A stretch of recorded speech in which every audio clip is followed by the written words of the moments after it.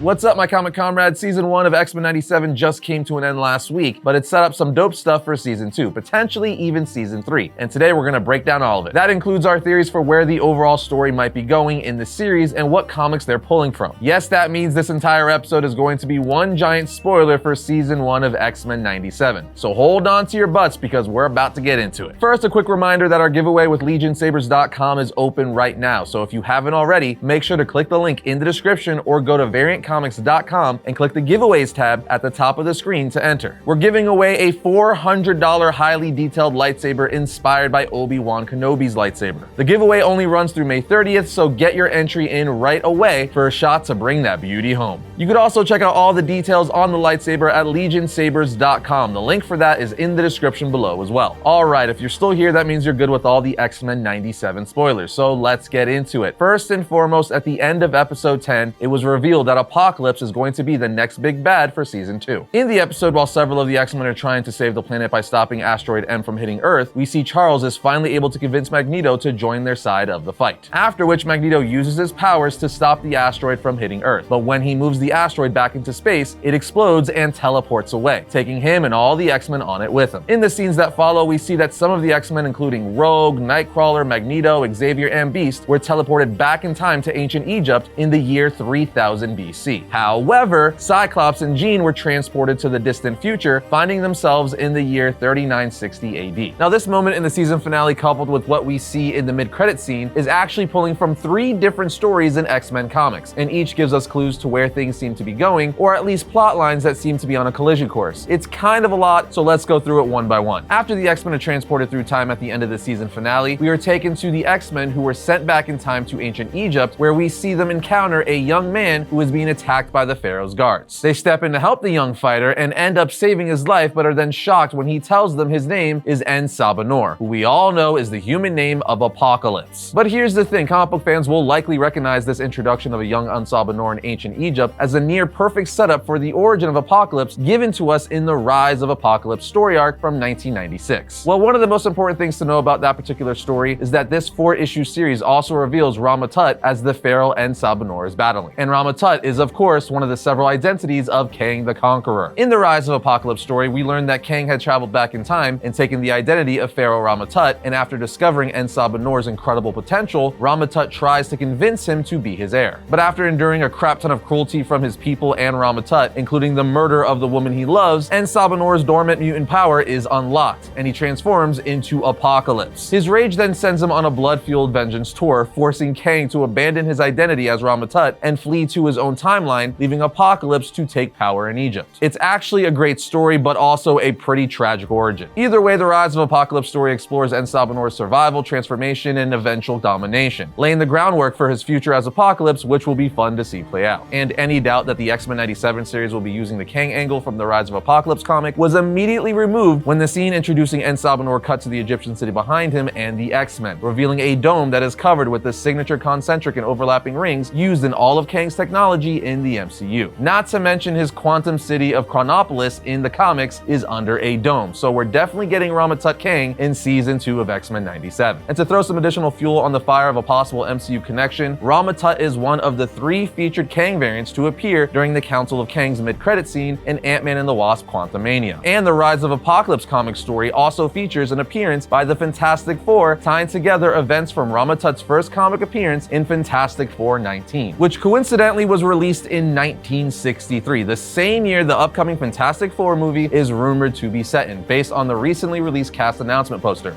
Coincidence? I think not! Now, with the whole Jonathan Majors fiasco still being resolved in the MCU, who knows how or if that will pay off in live action at all. But at the very least, we know that a variant of Kang will play a role in X-Men 97 Season 2. But what about that second appearance of Apocalypse during the end credits scene of the series finale? Well, we're taken back to present-day Genosha, where we see Apocalypse picking up one of Gambit's burnt playing cards saying, "So much pain, my children, so much death." This is another very specific reference to a storyline in the comics involving Apocalypse and Gambit. But before we get into the details on that, I'm back on the grind, shaping up that dad bod. Check it out. Speaking of buff superheroes, the last time I had a six-pack was never. Exercise is important, but it's hard. Probably the hardest part is staying motivated, which is why we love today's sponsor, Marvel Move. Marvel Move is an immersive audio fitness experience app. You run, walk, or jog in the real world as their audio stories transport you to Marvel worlds alongside characters like Hulk, the X-Men, and Doctor Strange. It's pretty dope. It's a fully featured fitness app with GPS run mapping, step tracking, and stats. You'll also feel your progress as you unlock trophies and story extras with lots of cool Marvel lore. Your subscription includes Thor and Loki's 5K training, an 8-week-long adventure that will train you to run your first 5K. It's great for beginners and so entertaining you might almost forget that you're working out. When you run with Marvel Move, you're the hero in an epic adventure. It feels awesome fighting Sentinels alongside the X-Men or running away from an out-of-control Hulk. Again, exercise is hard, but the app is designed to keep your head in the game in ways you've never experienced before. New workouts are released weekly with 8 series already available. Some are even written by comic royalty, so check out the dopeness for yourself. Go to zrx.app/variant and use coupon code VARIANT to get 50% off your first month subscription. You could also get a free trial. Link in the description below. Okay, with Season 1 of X-Men 97, Marvel heavily pulled from the Fatal Attraction story, but with these Apocalypse teases, especially the end credit scene, it's abundantly clear that Season 2 and 3 will incorporate elements from multiple X-Men stories. We've already talked about the first with Rise of Apocalypse, but that end credit scene with Apocalypse kneeling in the rubble of Genosha directly hints at the second story they'll draw from, and that is the Blood of Apocalypse story arc, which kicked off in X-Men 182. The reason we could assume that is because in that storyline, Apocalypse made Gambit his Horseman of Death. And what did Apocalypse say while holding Gambit's playing card? So much pain, my children, so much death. You see, in X-Men 183, on the last 3 pages of the issue, Gambit goes to visit Apocalypse. Strangely, Apocalypse just lets him enter and says, "I've been expecting you." Gambit replies, "Expecting me? Until about 2 seconds ago, I wasn't sure I could do this." Apocalypse then tells him, "But you had to do this, Remy LeBeau, didn't you? You felt you had to do something." Apocalypse then speaks French to Gambit, saying, "I speak all human languages. I speak your language, LeBeau. As I said, you have tried the way of old, the X-Men way. You told yourself everyone can get along, mutant and man. We could all live in peace." He then puts his hand on Gambit's shoulder and points toward 2 vials of red liquid, as Gambit essentially confesses that he doesn't believe that anymore. Apocalypse responds with more words, trying to encourage Gambit in his doubts. He tells him, "But now you start to realize that these dark days require darker ways." And from here, Apocalypse is able to use Gambit's state of mind to convince him to drink the red vial, as he says, to a new partnership, to a new world. Well, this red liquid was actually a mutagenic serum Apocalypse engineered by taking real blood and altering it with mutagenic properties, so that it would effectively rewrite the genetic makeup of the mutant who drinks it, transforming and enhancing their powers. So on the last 2 pages of X-Men 184, the very next issue, we find out what it did to Gambit when Apocalypse unleashes him on the X-Men, saying, "My 4th horseman, freshly imagined, newly minted,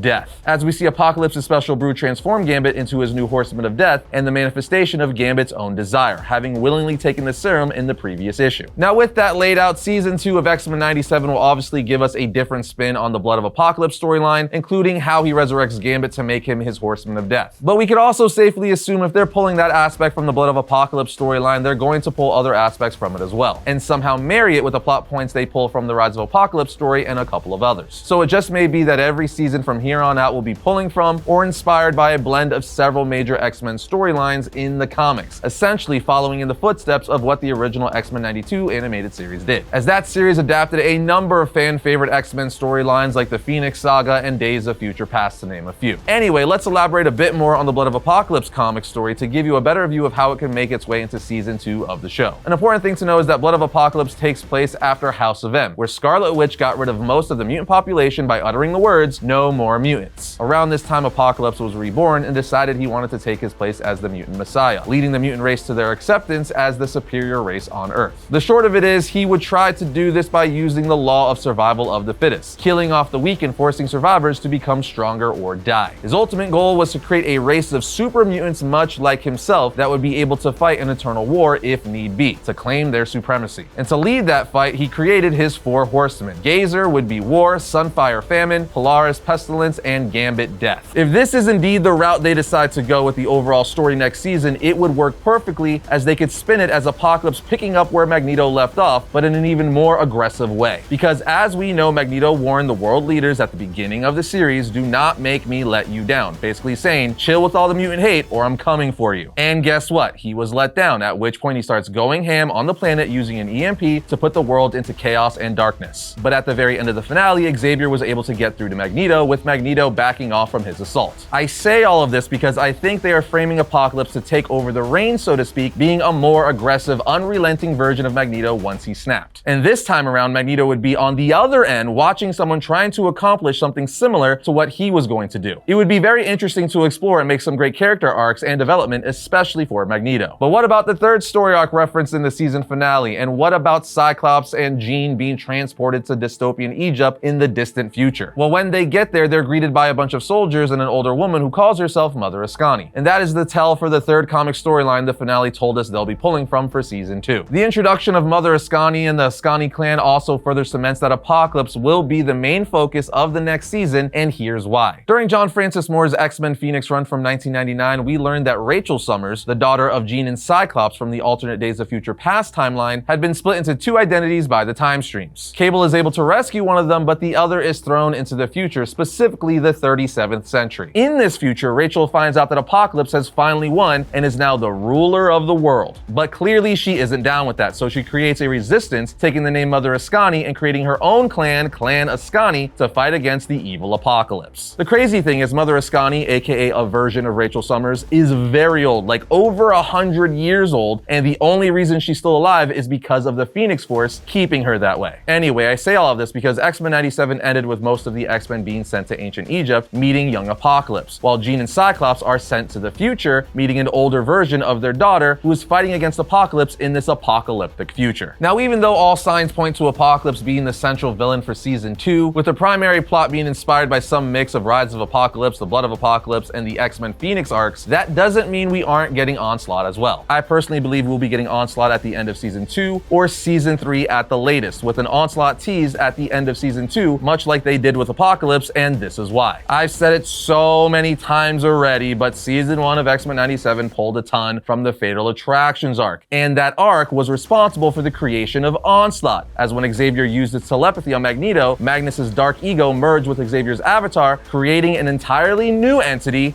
Onslaught. We actually did an entire episode on everything you need to know about Onslaught, which gets into great detail about him, and you can check that out right here. But anyway, as we know, Xavier did the same thing to Magneto in the finale. They even gave us a straight up Onslaught Easter egg as we saw someone listening to the radio station 1996.06, which is the month and year Onslaught first appeared in comics in X-Men issue 53. So the fact that they literally recreated the event that created Onslaught and showed us the month and year he first appeared on a radio station means the X-Men 97 creators have Onslaught on the mind because he's coming down the road. He's probably going to surprise us all when he shows up. I imagine they're going to do something similar to what they did with Mr. Sinister this season. We all originally thought that Mr. Sinister was the big bad of season 1, when in fact the real man behind the curtain was Bastion. Mr. Sinister was involved, but he wasn't the final boss. So my guess is one of two things. One, Apocalypse is the main villain for the first half of the season, and once the X-Men take care of him, thinking they're in the clear, Onslaught shows up for the second half. However, the second, and I think the more likely scenario, is they play the long game with it and slowly tease Onslaught's coming for season 3. They do what they did in the comics, have this unknown, incredibly powerful enemy looming and plotting in the background that even characters like Juggernaut are terrified by, like we saw in X-Men 322, only for him to finally reveal himself to Jean like he did in X-Men 53, revealing his plan of supreme domination. I also think this is one of the many reasons we got so many cameos in the finale of X-Men 97. Because if you know anything about Onslaught in the comic books, you know it took the sacrifice of the Avengers, the Fantastic Four, and more to beat him. And that's because Onslaught has the ability to absorb mutants. I mean, he absorbed Franklin Richards and Nate Gray, meaning they need to start slowly introducing non-mutant characters now, so by the time season 3 comes around, they could rally all of Earth's heroes to take on Onslaught in an endgame level battle. Which also makes sense because the series has already been renewed for seasons 2 and 3, meaning they might already know exactly where they're going with everything. Man, if that is indeed what they end up doing, we may very well end up getting the best comic book adaptation ever with this series. Some people are already saying it is, so imagine if what I'm saying is where it all leads. Now, another thing this series is setting up is Feral Wolverine, potentially. You see, in the comic books, once Magneto ripped the adamantium out of Wolverine's skeleton, which also happened in episode 9 of X-Men 97, Wolverine slowly started to become feral. We learn why in Wolverine Volume 2, Issue 91. Charles Xavier, with the help of Alpha Flight's Guardian, deduces this and tells Storm and Beast, I believe Logan's original mutation was an ongoing state, that the adamantium that was bonded to a skeleton persisted precipitated a chemical change within his body and put the mutation into remission. Storm asks, and after Magneto pulled the adamantium out of Logan, the mutation began changing again? At this point, Guardian video calls in answering, we believe that Logan was chosen to receive the adamantium implants because his mutant healing factor could offset the traumatic intrusion on his living tissue. What we didn't know, and now have the most fragmentary of evidence, is that the adamantium impeded Logan's natural evolution. So now that Wolverine in X-Men 97 no longer has adamantium, they could very much follow what happened to Logan in the books when the same thing happened. And I think they're going to, considering Wolverine was not a big part of this season at all. He was a background character the whole season, which is shocking considering Wolverine is easily the most recognizable and popular X-Man. So maybe that was on purpose to set him up for his Feral Wolverine arc next season. So while the X-Men have to deal with Apocalypse, Wolverine will be going full animalistic, giving us a secondary story for season 2. Another thing that it seems like they may be setting up for season 2 and beyond is House of M. In the final episode, we got a brief cameo of 3 of Magneto's children, Scarlet Witch, Quicksilver, and Polaris, which is no accident. They're clearly being slowly introduced for future appearances, and easily one of the most prominent appearances that involves Magneto's kids, specifically Scarlet Witch and Quicksilver, is House of M. So what if that's another route they decide to go for season 2, probably more likely 3 and beyond? Because if you didn't know, House of M basically deals with Scarlet Witch losing control of her reality warping powers after realizing her children never existed, as stated by Xavier himself. But you can't have someone as powerful as Wanda having a mental breakdown because she starts crippling all of reality. The X-Men meet to see what the hell they have to do. Do they put Wanda down and fear she's going to undo all of reality, or do they find another way to stop her? Well, when Quicksilver finds out about this, he's in fear that they're going to kill her so she doesn't undo all reality. This causes him to go to his father Magneto, saying they're going to kill her. You have to help her. But he grabs his son, saying, what would you have me do? Long story short, we find out in House of M issue 7 that Quicksilver, fearing they were going to kill his sister, convinced her to create an alternate reality where their family and friends lived happily ever after, got what they always wanted, a reality where mutants were the dominant race and Magneto ruled the world. However, this all came crashing down when the hero's original memories all flooded back. Magneto, livid at his son for what he made his sister do, kills him. This makes Wanda snap, telling her father, even when you get what you want,